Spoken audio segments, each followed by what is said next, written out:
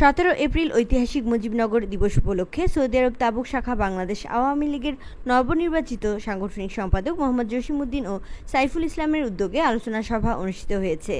Saudi আরব তাবুক প্রতিনিধি ইসমাইল খান টিটু জানান, তাবুক দাখিলে আয়োজিত ঐতিহাসিক মুজিবনগর দিবস উপলক্ষে আলোচনা সভায় সভাপতিত্ব করেন তাবুক শাখা বাংলাদেশ আওয়ামী লীগের সহসভাপতি ইসমাইল হোসেন মিজি।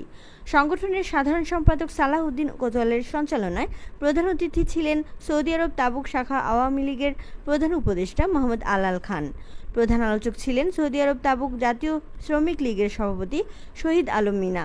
বিশেষ অতিথির বক্তব্য রাখেন সৌদি আরব তাবুক শাখা বাংলাদেশ আওয়ামী লীগের সিনিয়র যুগ্ম সাধারণ সম্পাদক জসিম কাজী, সাংগঠনিক সম্পাদক মোহাম্মদ জসিমউদ্দিন, সাইফুল ইসলাম, জাতীয় শ্রমিক লীগের সিনিয়র সহসভাপতি আবুল কালাম হাওলাদার, তাবুক শাখা আওয়ামী লীগের দপ্তর সম্পাদক মোহাম্মদ জুলহাস, সদস্য নূর আলম, দাখিল শাখা আওয়ামী লীগের সাংবাদিক সম্পাদক নাজমুল হোসেন, সহসভাপতি ইউসুফ মোহাম্মদ নিয়াজ, সদস্য মোহাম্মদ নিজাম, আলী আজগর, বাবুল রায় সহ অনেক নেতৃবৃন্দ।